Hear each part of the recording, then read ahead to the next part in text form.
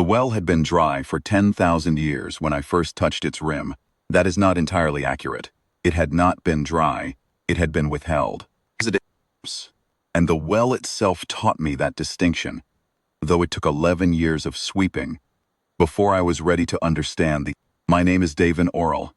I was 53 when I took the vault tender post on Aerith's moon, a dead world in the outer shelf of the Conclave's jurisdiction, cold enough that my breath fogged even in the pressurized underlevels. Old enough that I had stopped expecting my life to mean very much.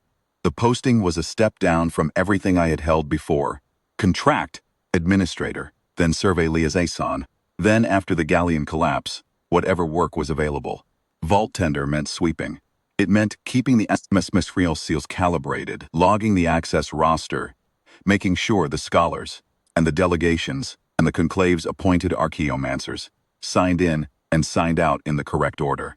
It meant watching, every few months, as something new and credentialed and certain of itself descended the carved steps into the main chamber and stood before the well and was refused.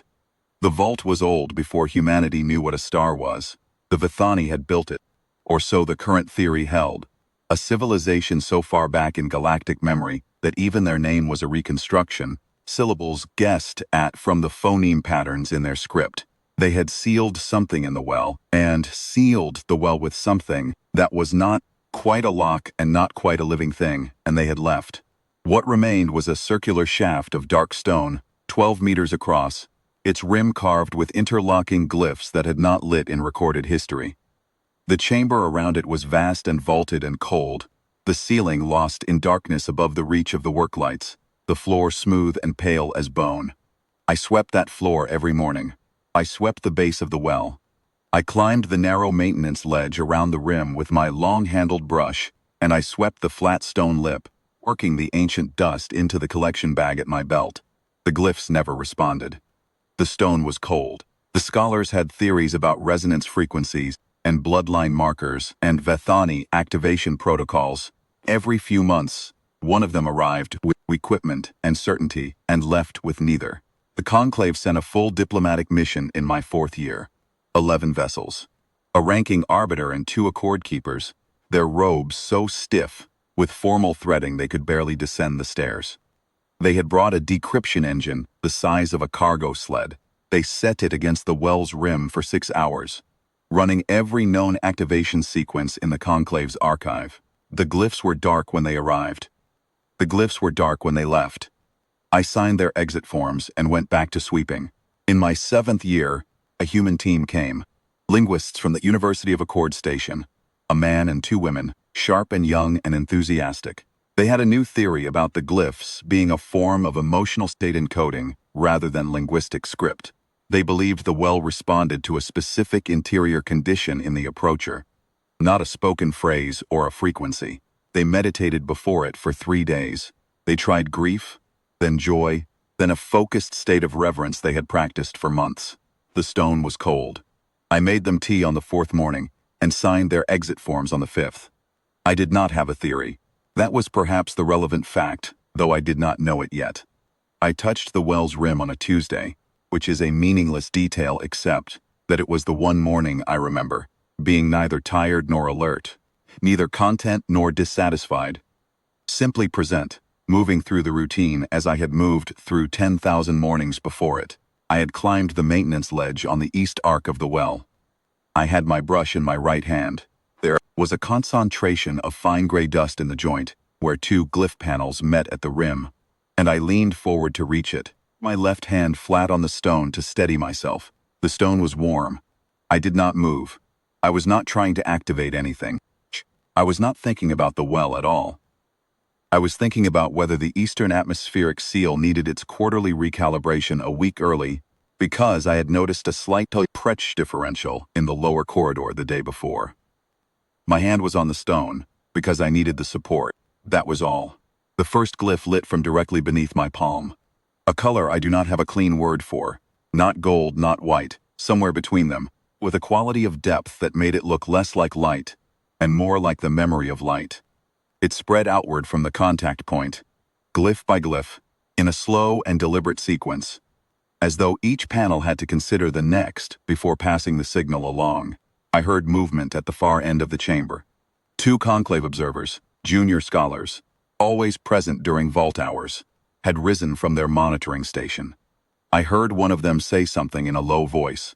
I did not look at them. I did not look at anything except my hand, flat on the stone, and the light moving away from it in both directions around the rim. It took perhaps 4 minutes for the circuit to complete. Every glyph on the rim lit. The chamber had no other light sources capable of competing with it, and for a moment the vaulted ceiling above me resolved out of the darkness. I saw the carved patterns up there, for the first time. In 11 years, vast geometric forms the worklights had never been strong enough to reach. The vault was enormous. I had known this in an administrative sense. I felt it then, for the first time. The water came up slowly. It did not surge. It rose the way conviction rises. Without hurry, without drama, simply arriving at its level. The well was full to its rim in less than a minute, and the surface was still, and the reflected glyph light moved in it, like something breathing. I was still holding my brush. I was still thinking, distantly, about the pressure differential in the lower corridor. My left hand remained on the stone, because I had not yet decided whether moving it would be appropriate. The voice, when it came, did not come from the water or the stone. It arrived the way the linguists' emotional encoding theory had predicted, and the way they had failed to experience. Not auditory, but understood, complete. As a sentence had always been present in the room, and had simply been waiting for someone who was not listening too hard to finally hear it. You are the threshold keeper, not maker, not king, not heir of anything named or forbidden. The well did not tell me I was descended from the Vithani, or that my bloodline carried a dormant code. It did not crown me. It said what I was, in the plainest terms it had available. The one who stands at the door. The one who neither demands entry nor refuses the work of tending. The one who is present at the boundary between what is known and what is not, and who does not need that boundary to resolve.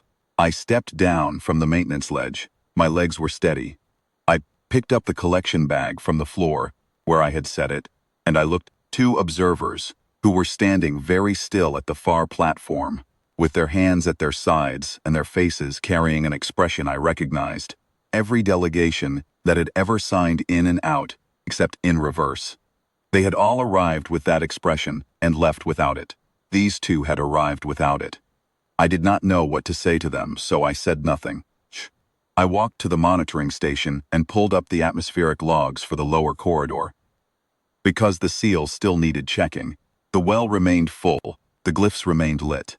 They are lit still, as of the last report I filed, though I am no longer on Aerith's moon. The conclave recalled me within the week, for debriefing, for examination, 17 different committees who wanted to understand what had changed.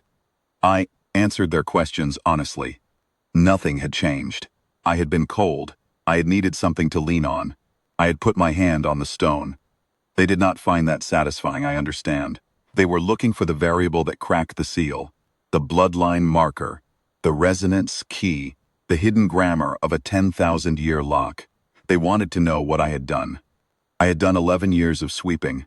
I had watched certainty arrive and depart, season after season, without learning anything from it. I had stood at the threshold of something I did not understand, and I had not needed to understand it. I had simply been there, in the way that things are simply there. The way a door is simply a door, present at the boundary, doing what it was made to do. The Vithani built their well for the threshold keeper. They did not specify a species. They specified a quality. Apparently, we have it.